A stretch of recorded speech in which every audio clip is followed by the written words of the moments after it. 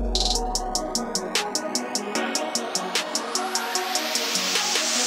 next for your Toronto Raptors, a date with the Brooklyn Nets. It's Akil Augustine, Savanna, Hamilton, Ashley Docking, and it might be, let's hope not, a Dennis Schroeder revenge game.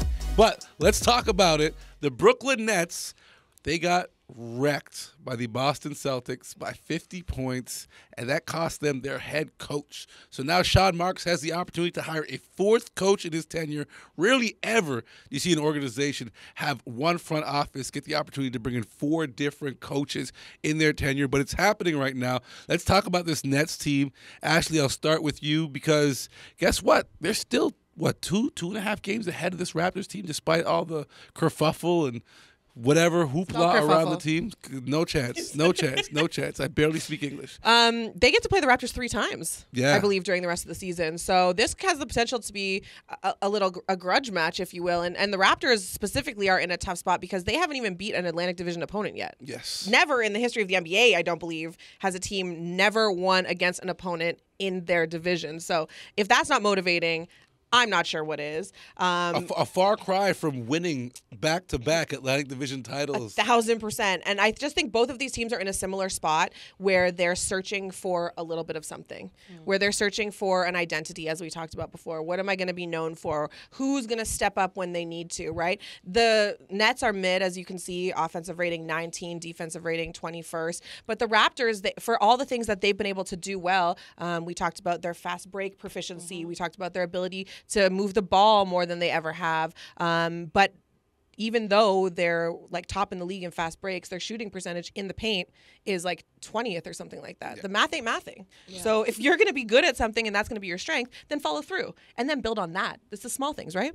Okay. Sav, let's talk about the young players for this Brooklyn Nets team. Mikal Bridges has reiterated he wants to stay. Everyone's speculating maybe he's going to be a Knick in the near future. He's saying he wants to stay in Brooklyn. And then you got Cam Thomas. Talk about these young guys and what kind of challenge they present for this young Raptor squad. Absolutely. I mean, Mikal Bridges, he's so far like their main guy, right, in the franchise. He came over, was from Phoenix, and just like had that role. That's probably why he doesn't want to leave. This is his team, right? Why would you want to leave this situation, even though it's not necessarily looking super great? He's got the keys. He got the keys to the car. You know, like he's probably, if anything, saying, "Bring me more keys or at least more guys to support this." And then you're right. Then you have another great young player in Cam, and you know. That's where the tension and maybe the friction, you could say, is coming as well. Because like, what do you do with that? But at the same time, if you're smart, well, why don't you just play off of each other a little bit more, make it work, build around. And that takes time because they're super young. Exactly. So we're talking about like giving time to the Raptors, who they're kind of in the same position. And to your point, like that's why it's going to be actually a very interesting matchup come Thursday, and then also throughout the rest of the season, because it's like, okay, two teams that are kind of in the same position, both being young, both trying to find their chemistry. Who's going to come out? And hopefully the Raptors do get a win in the Atlantic Division. Yeah, Kevin Ollie, too, thrust into the position of head coach, former NCAA champion. Situation. Really? You don't think so? Yeah. It's very similar to the situation Jacque Vaughn found himself in. I would say Ollie has very little pressure on him to just ride out the rest of the year. And if he's able to create some meaningful connections and see some meaningful growth in this team, then it's a better situation for him. But I would say the pressure is kind of off of him. The one thing about these two young players that you're talking about in Brooklyn with Mikal and Cam is how deep can they make their bag? Because you can drop 40. Amazing. That's not a small feat. I know we see big time numbers in the NBA, but you're dropping 40. That's not a small thing. But now a team has seen you. Now they can scout you. So what can you do next?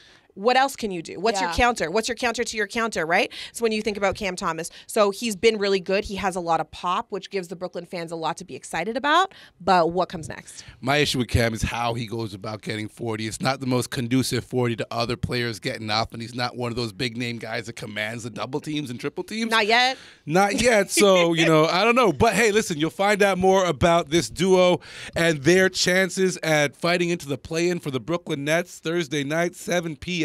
You can catch it on TSN, the Radio Call Sportsnet Fan 590. That does it for us. I'll be there Thursday. You guys going to be there? Nope. You know it. Okay. There's two types of people. Thanks for watching the Toronto Raptors YouTube channel. Check out our latest videos and subscribe for more.